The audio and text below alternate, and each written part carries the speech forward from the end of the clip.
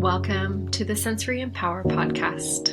I'm Bethany, your host. I'm a holistic occupational therapist with over a decade of experience in supporting individuals helping to transform their world through sensory empowerment. This podcast is your guide to the transformative world of sensory storytelling, holistic tools, and empowerment strategies. Hi, everyone, and welcome to the Sensory and Power podcast.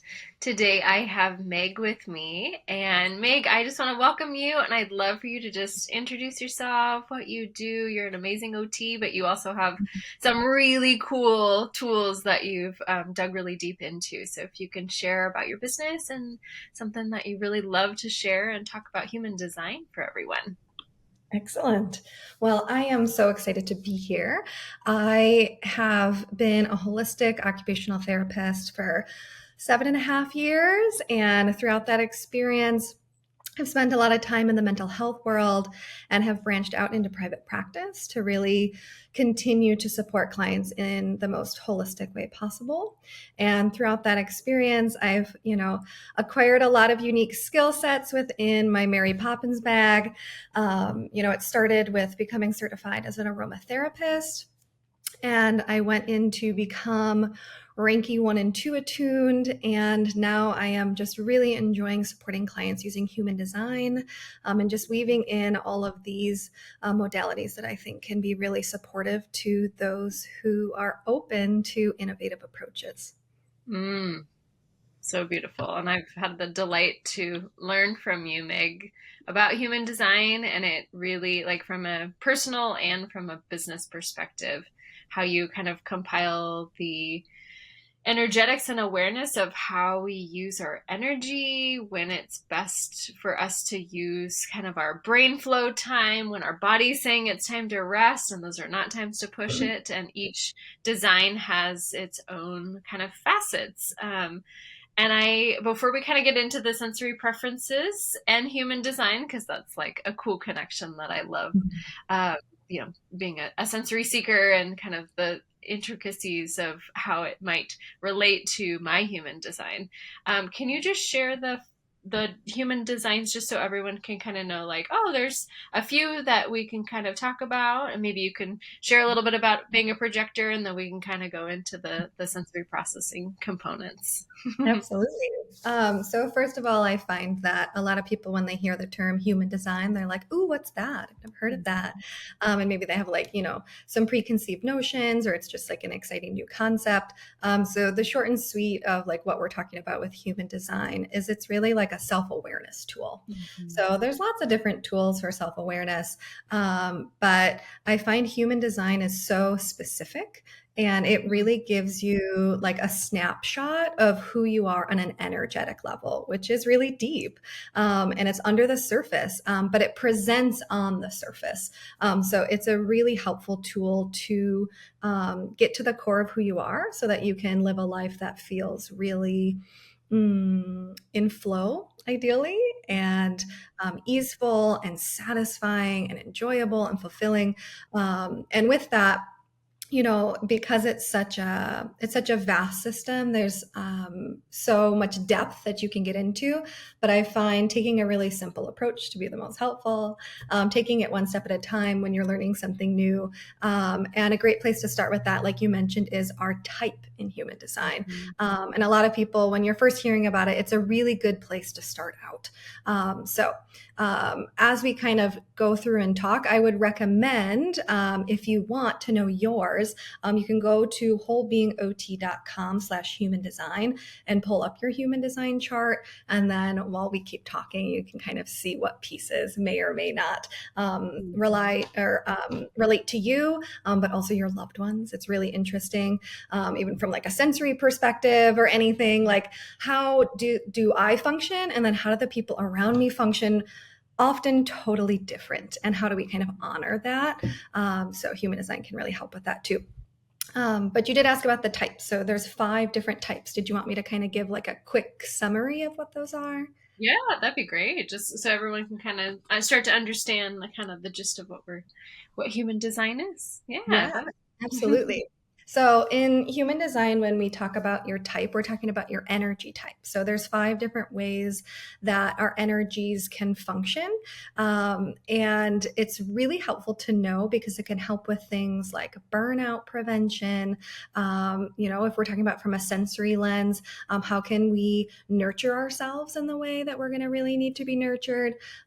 So when we break it down, I'll start with the generators because I know you're a generator, Bethany. Mhm. And so, generators' energy is here to really focus on what they're passionate about and to put their beautiful energy towards the things that really light them up and make them feel satisfied.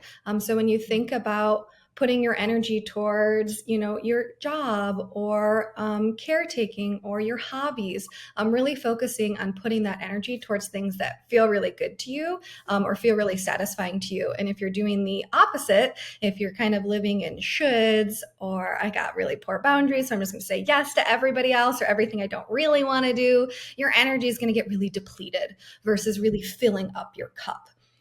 So helpful tip for anybody who's a generator. The second type would be a manifesting generator. So it's a little bit different, but has some similarities. So it's still really important for manifesting generators to honor their energy by doing what they love.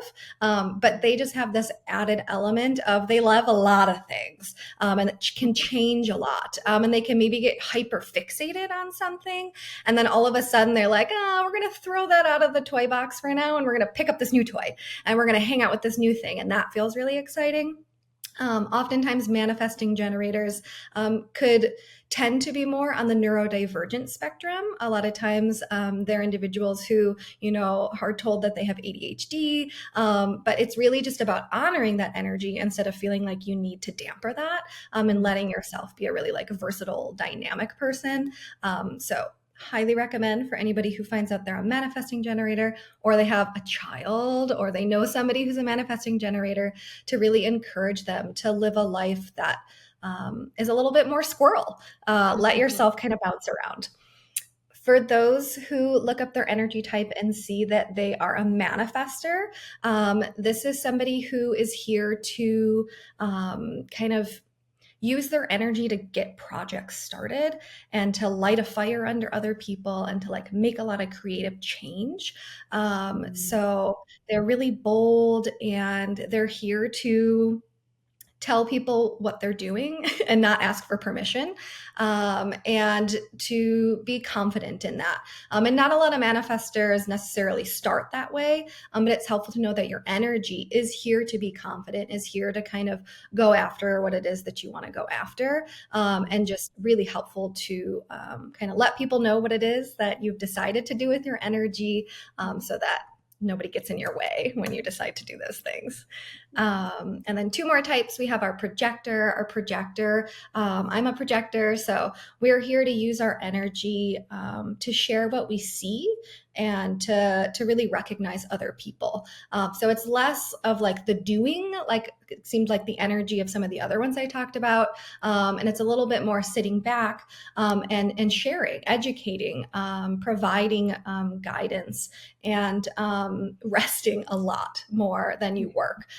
So really helpful for projectors to be aware of like a good work-life balance and take some more downtime for yourself. And then our last one is our reflectors. And if you're a reflector, you're 1% of the population. So you get like a gold star for that. So very rare and can be very, you're here to use your energy to be super aware of your environment and the people and the places that you're in and to kind of mirror back how healthy or unhealthy that space is.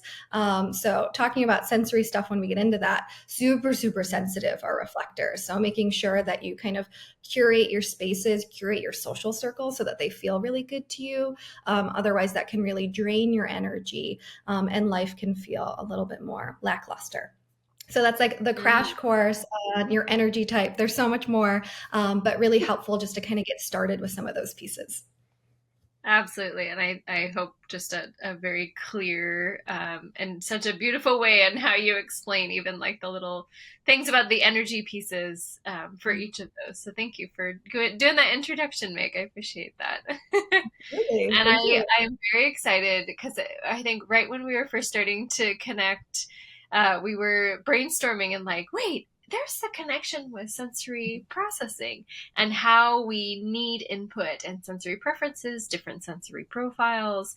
And I remember one of the specific slides because Meg makes these absolutely beautiful, just it's a PDF, but it is pretty much like your life within for a personal and then for a business perspective. So I remember when we first went through the personal one, and it was all about blasting out my energy and needing to be able to drain out my energy as a generator to be able to release it so I could fall asleep. And that's always how I have been since I was a small child. Like I needed to go dig in the creek, I needed to go run, I needed to go bike, I needed to swim. I was swimming competitively 5 times a week, like, and then I was crashing hard. And I so deeply resonated with that and was like, gosh, this is like really cool when we like combine it together. So I would just love to hear your thoughts of like, sensory preferences connected with human design and like, your personal shares on sensory processing with the sensory empowerment podcast. I love just like taking all perspectives when we're thinking about the world from a sensory lens. And I think that this can be like a really beautiful kind of connection piece. So I'd just love to hear your kind of thoughts on that connection. I love it. It's such like a fun topic. I'm just so grateful that you want to talk about it. I like before like deep dived into all these things that we will so not have enough time to talk about today. But the moral of the story is like there's so many fun ways you can connect sensory to our human design. And I think ultimately us as, occupational therapists, we just want to help people's lives feel better. We want to help them feel good about themselves and like they can do the things that they want to do and need to do. And I think the nice thing about combining that with human design is it just gives you a really personalized roadmap to that. And a lot of times we can get a lot of generalized recommendations, and sometimes they're helpful and sometimes they're not. And when you add the human design layer, it's like, oh, that's why I'm the way that I am. Or like, oh, I didn't see it that way. And it kind of helps you be softer and kind to yourself too, because a lot of Mm, the individuals I've worked with who have, some strong, sensory preferences or sensory differences, they can get really down on themselves. Like, why can't I just make this go away? Or this is really getting in the way of the things that are so important to me. And I find that when we start to kind of reveal the curtain of who we are underneath, it helps us be more compassionate and make more like habits and choices that kind of chill out our nervous system, and that in tow can really chill out our sensory system a little bit too. So just kind of riffing on that, but it's really fun. I'm leery to like just break it down as like all generators and manifest generators are sensory seekers, because there's so much nuance to it. mm, But there are some similarities that I've certainly noticed. So I think you make a really good point of like anybody who, is a generator or a manifesting generator, it is typically really advised that you have to burn out your energy doing things that you enjoy. So if you're using your energy all day on things, but you don't really enjoy those things, it's not going to work. mm, So how can you build in those interests and those passions into how you use your energy? And then, like you mentioned, you'll sleep hopefully really, really well. So it's about finding out, what lights you up, Bethany, right? It'll be different than what lights somebody else up. So it's about that kind of like personal journey of, okay, how do I want to use my energy? Am I a marathon runner? Or do I just like to go on walks every day and be with nature? And that feels really nourishing to me too. Or do I like this creative project? So anybody who's a manifesting generator or generator, highly recommend actually putting your energy towards the things that help you feel like you don't go to bed feeling like you're still revved up for the day. mm, But that's really different, right, than like those other types that I mentioned. So the other three, a manifester, a projector, or a reflector, we're not going to necessarily have the same drive to do that, but it doesn't mean you can't be physical and do things that you're interested in. I would say just for somebody who, from a sensory perspective is a projector, I can see where oftentimes projectors could be a little bit more sensitive because we're so in tune with whoever it is we're with, because we're here to really see into other people. So, we can be really sensitive to who we're around. So being really mindful of, if I'm around, I'm personally more sensory sensitive as a projector. Doesn't mean all projectors will be that way, but when I'm around certain people, I do notice, I have, a family member who's really loud and like stomps their feet all the time and just like, is more of a sensory seeker themselves. They're a man gen. And I find that I need to take some space just to like recalibrate because it can be a little overwhelming for me to be in that environment. So that's just a way that I think as a projector, you can be mindful of who you surround yourself with and how the sensory input from that person can really be a lot at times. And I would just say for like a reflector, it would be that like tenfold because they're the most sensitive of anybody. So not only would I say they're so sensitive to the people, but they're also sensitive to like definitely the wider environment. So right, if there's like construction going on outside your like bedroom window, like that could really be hard for a reflector. And then from a manifestor point of view, I could see, they typically like know what they want. So they may be more interested in kind of controlling their sensory environment. So when they have less control over their sensory environment, that could be a little bit more, anger inducing. So how can you kind of take those sensory breaks or be really intentional with how you kind of put your headphones on to like control the noise in the environment. So just some fun examples to kind of think of as well. Those are, and I think like it's just this deep empowerment of knowing like this is our being, and there's so many facets. Right? I think the awareness and this like self-love that has even more developed by knowing this facet of like, yes, I'm standing in my truth. I'm standing in this beautiful understanding of why I've always needed what I have needed, and it's so congruent with what I've always seen from a sensory lens of just my personal experience of being a generator needing to move through the world in the way I do. And I think it kind of goes into just this beautiful component of empowerment from just another facet. It's so holistic. It's taking in environment, it's taking in decision making, it's taking in our ability to connect and have communication patterns that are preferred, or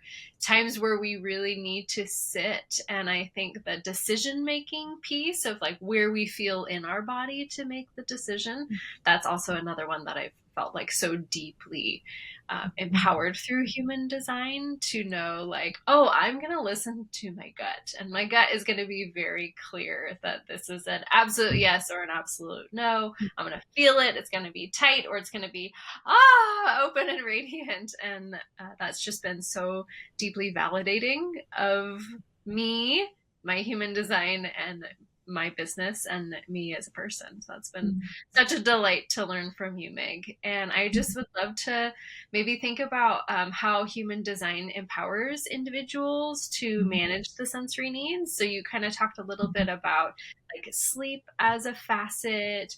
Are there any other things that would be fun tidbits for anyone thinking about maybe even the world of sensory sensitivities? So you kind of referenced those like taking charge and maybe using those tools. I think about interoceptive awareness being a support tool as well of those.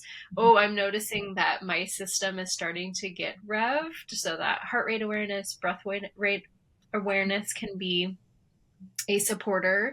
But any other like tools that you've maybe thought of or that you personally use, Meg, that would be helpful for the listeners to think about? Yeah. I love that you brought up the interoception as well, because that was definitely what came to mind when you were talking about, trusting your gut. And I think something human design offers that's so helpful is learning how to honor your body and be able to make confident decisions from that space. So I would say anybody who's first learning about human design, starting with type and then starting with that decision making strategy and authority. And a Mm-hmm. lot of that does involve interoception. So, right, for those who are here to trust their gut, that's kind of that sacral piece. So, there's all these different ones. We don't have to go into all of those. But it does really help you build a relationship with your body. And for some people, it is building a relationship with their external environment as well. It kind of depends on your decision making. And both are important from that sensory lens, right? Whether it's a more interoception decision making, or it's a more kind of that external sensory awareness piece. Both are really important. But I think, empowerment through human design, I think, comes from feeling really seen as who you are and not feeling like you need to like change who you are.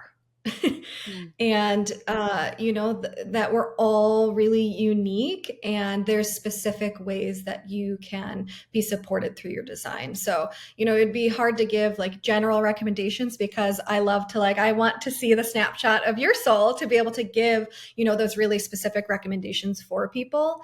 But in general, I think it's about slowing down and just really looking at yourself, and I think often like reflecting on your whole past life once you kind of learn these pieces of yourself and be like, oh, I see how this has played out for me, and I see how maybe I've been trying to act like somebody else, or to make this just go away, instead Mm-hmm. of being like, ooh, like I'm a really highly sensitive person to emotions, for example, and like that can be really overwhelming, but it can also be really beautiful. Um, so I would just say, using human design as an opportunity to kind of validate who you've always known that you are and stop fighting who you are, and know that you might just be more inclined to be a sensory sensitive or a sensitive seeking person for X, Y, and Z reasons. And sitting with that and letting that be beautiful, and also knowing that there are steps you can take to support you, if those are things that are really impacting your day-to-day life. Mm, so beautiful. It's like this deep validation. Oh, I get it. Like I think when I first looked at that first guidebook, I was like, wow. And if anyone is interested, Meg has a repertoire of beautiful offerings. So check out her website. And it just, so you could dive so deep and you can learn in such a beautiful way this facet of just deep acceptance of ourselves, why we are the way we are, how we can move through. You come up with such creative ways to explain in such a clear way. And this is, so everyone knows, this is my literal first time diving into human design, and I have been connecting with Meg for about 6.5 months now, and I'm like, I feel like I'm getting it and I'm living in it, and Meg is just like celebrating and just so encouraging of this learning path for me and this experience of working in diving into my true human design and how I make decisions, and like having those practical application strategies of, here's suggestions that you can do for, activities that will help your body. And here's some I am affirmation statements. Here's some possibilities of things that you can do when you're thinking about your decisions. And I really, really enjoyed, and I just keep going through and referencing and pulling out just different sticky notes and putting sticky notes around with like the affirmations from the guidebook, because I really deeply love positive affirmations and use them frequently. So how perfect to have some of those put into the design guidebook that you've created that are so specific to my human design needs and how I make decisions and how I'm, creative and express myself. And I kind of want to talk a little bit about like creative expression, because this is such a cool component of where we can think about our souls and our beings being able to truly step into our truth and really express ourselves in the best way from our soul with all of these components of human design. And so I just wanted to hear your like opinion about how human design can facilitate creative expression with those that you're working with, and kind of if you have any stories to share, I'd love to hear. Oh yeah, I love that. Yeah, I just love creative expression in general, so I thought that was a really fun question. I think bouncing off, some things we've already said, I think, well, I know when you learn your human design, it shows you that you're just not a carbon copy of anybody else. So when it comes to Mm, creativity, it allows you to express yourself in the way that is so individualistic and so mm, true to who you are, and to not feel like you need to fit into a box or to fit a certain societal expectation. So it gives you a lot of freedom. And there's a part in human design, we call it your channels, but it's really like your strengths and your gifts. mm, And when you think about, what are your unique creative talents? What are your unique gifts? And it really gives you a way to express yourself that's so authentic, which can mm, be so fun and freeing, right? Are you the kind of person who's here to like creatively express your emotions through song and music and dance? Or are you somebody here who is supposed to like be really creative, like with your body, or how you speak and communicate with people? So there's lots of fun ways that you can find out how you're here to kind of creatively express yourself. so beautiful. And just this like deep acceptance of our own individuality, right? It's so beautiful. There's so much self-love in all of this, the self-compassion of I am who I am. Here's a clear path of a different way of thinking about why I do what I do and what I need in my world. And Mhm. I think Yeah, we've been surrounded by OTs in this, group chatting about human design, and we're very passionate human beings. And it kind of goes into like discovering passions and coming up with our business plans. And I just, love any additional thoughts you might have with how yeah. that can connect. Yeah, well, I even think about like, this creative expression piece, like from my own experience, it's been healing because a lot of like my personal design is it's creative in a really different way than you think. It's not just necessarily like painting things, right? It's like I'm here to creatively express really out of the box ideas. And that was like a lot for me to like swallow at first. I was like, oh my gosh, how do I go out and start talking about things that feel really innovative and cutting edge for our profession, and just to support people. And the more that I've leaned into my design and allowed that to happen, the more beautiful connections I make and people I can help. So just a really nice example of like how your creative gifts could be something you wouldn't even anticipate. Mm, And it really opens up your whole world once you start to allow yourself to be vulnerable and to share that beautiful strength and creative gift that you have. So I know we've spent a lot of time from this like business lens. And for anybody who's like work, career, business, human design can be really beautiful for that. But I love it as an OT because it can go anywhere, right? I can support people with their sexuality. I can support people with parenting. You can really meet yourself wherever you're at. If it's just general like self acceptance and self discovery, so you can really go into any facet of life, and be able to figure out how you're best expressed in mm. those areas. It is, and it's so beautiful and so empowering. And I'd love to hear maybe some success stories for people of just like wins that you've heard clients share, and just Mhm. like how it has been maybe such a component of empowerment for them to see their true expression of themselves, maybe in business or in their personal life. I just would love to highlight some success stories that you'd like to Of share with course. everyone. Yeah, I feel like it was fun to kind of reflect on some of them too. And I think you gave like a great example of how, you've been able to apply this in both your personal life and with like your career. And a lot of the clients I work with, outside of the container that we're in, are, everyday people who are just trying to get through the day, who have a lot of sensory differences, right? And they're coming to OT, and they're open to human design. And some are really open and others are just kind of curious, and I can kind of support them with it in the background. um, but one client that comes to mind, I finally learned her design after we worked together for quite some time, and then like, oh, the whole world opens up once I see somebody's chart. And it was just so validating. She came to me with really just so many sensory sensitivities that she like barely leaves the house. And she has a lot of eating preferences, really selective eating. And, once I learned her design, I was able to, understand that, a part of human design tells you your ideal environment as well, which is just so fun. I love talking about that with people. And when we talk about sensory environment is so important.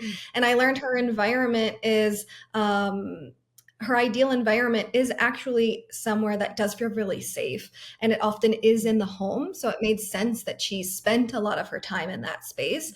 But we were able to use that to be like, okay, you're craving feeling safe.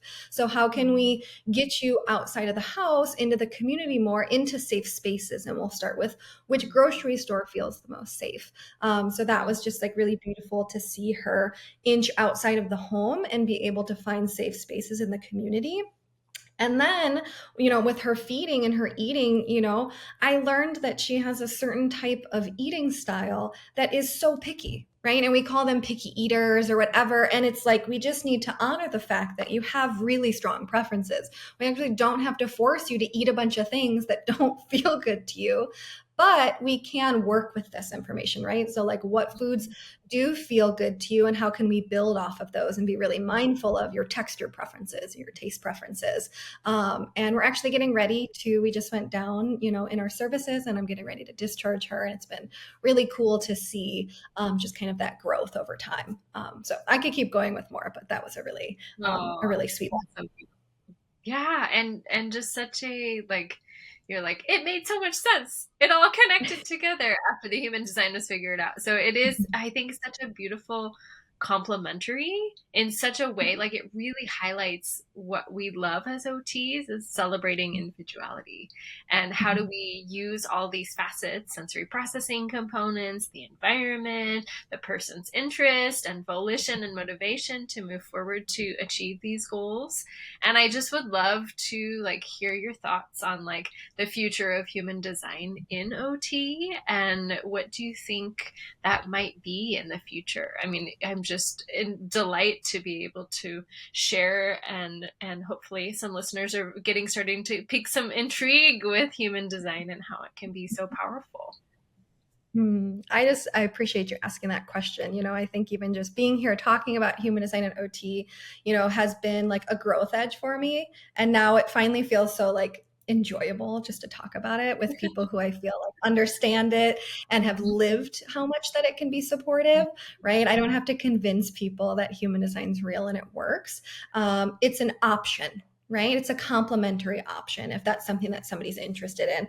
And I think the fun thing about OT is that if somebody values it, then it's a part of our job.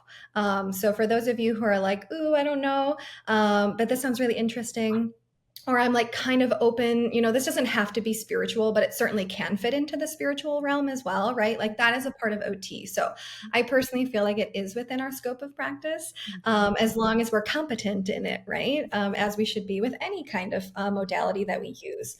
So I have so many ideas. I think, for me personally, starting as a mental health occupational therapist and kind of now in like health and wellness, I find that, things like how do we do self-care, honor our energy, make sure that we're taking really good care of ourselves. How do we structure our routines, our rituals every day to make sure that it's in alignment with how our energy works? And it's just not going to be blanket across the board, right?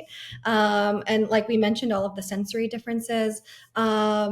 And I think just how do I make it accessible for people is really what's like on my heart right now is, the more that we talk about it and people are go, that's interesting, I want to learn more. So I think kind of my first step right now is how do we share about things like the type that we talked about and that decision making strategy and authority, because that's really a beautiful place to start, because I think a lot of people want to do everything all at once, which can be cool, but how do we kind of break it down step by step as an OT would, and make the basics applicable, because sometimes that's really all you need, right? You don't necessarily need it all. So I think for me, the future starts with how do I help people who are maybe listening to this today feel like they can start to apply it really soon to their life and that it can start to make positive change quickly, because it can. So how do we make it accessible? But then, like, we've also worked on like anybody who's into like work, career, business. I think that's Mhm. something like, how do we create a sustainable work-life balance and live a life of purpose? Um, but I think over the long run, I can really see this being really supportive for parents and children as well. Because that's really what human design was kind of founded for, was to support parents in raising children to be who that child uniquely truly is, Mhm. instead of, trying to have the child do things like you do or do things like you were told they need to be done in a certain way, and really honor, your child's a manifesting generator and they're, wanting to change their sport and their hobby and they're wanting to run around and do all these things. And that actually is something that we can just support them with, instead of trying to make them sit in a chair and sit straight ahead and stop moving. So I think down the road, for parents and children who are open, it can be just such a valuable tool. So, and those are just a few. I think there's so many different ways, and I'd love to hear if anybody else who's listening ever wants to tune in and share theirs as well, because it's really just it's a holistic tool, so it can really Mhm. help in any way. Yeah, it's so beautiful to think of it in just so many different facets because it is such a complementary supporter for us to just learn and have a deep understanding of others. And I get to work with families and adults, and we get to think about different sensory preferences and how it impacts with conflict resolution, which I know we've dove into that in some of our calls Mhm. of conflict resolution and human design differences and sensory preferences and how they all kind of maybe are at an interplay. But I think the ultimate, like, just stepping back and seeing that we are each our own and we are going to have a path where we just need different input, and it's that like pause and lovely observation piece that I think is so beautiful with OT. Is just like, hang on, let's think about the whole big picture, very big picture people, and how we're taught to be as OTs, to think about it from this whole huge holistic lens. Where are any limitations, and where can we talk about developing environmental changes to help with independence and this beautiful confidence moving forward.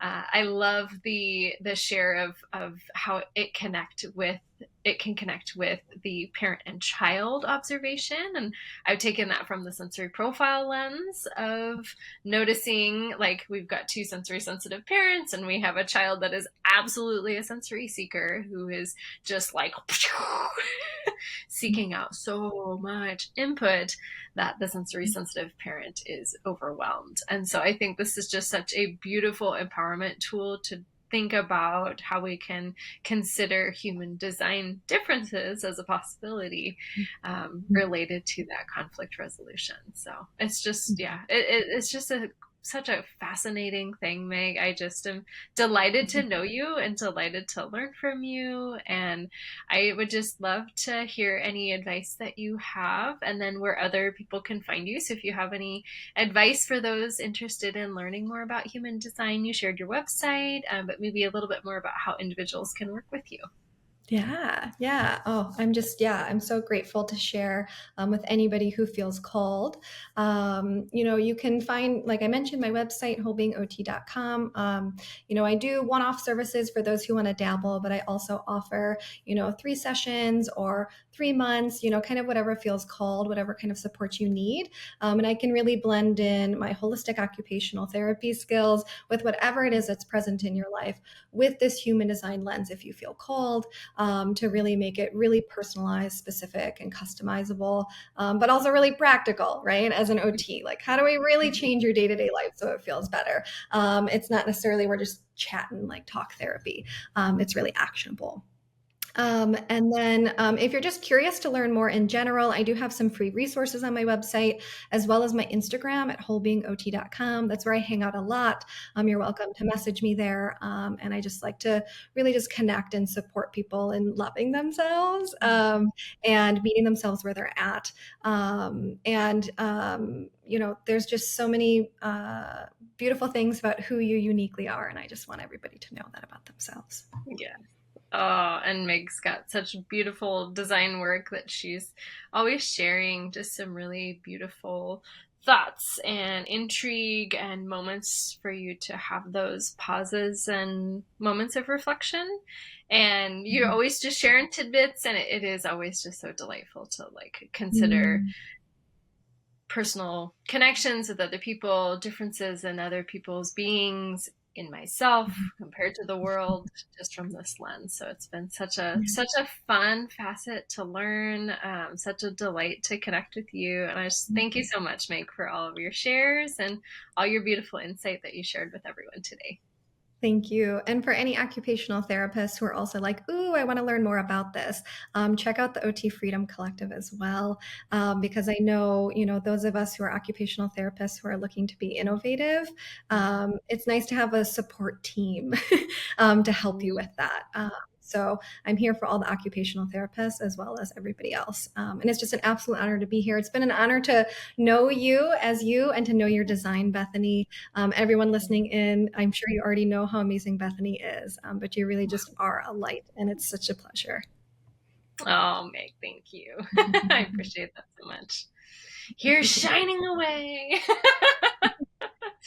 And thank you to Becky Eakins for this beautiful collaboration that she's brought you onto the team, and I've just thoroughly enjoyed my time learning and being in the cohort with Becky. And yes, any OTs that are interested, it's highly recommended to work with Becky, and Meg is a part of that, and it's been such a just beautiful add-on to deeply learn. So thank you so much for your time, Meg, Thank and you thank so you much. everyone for listening.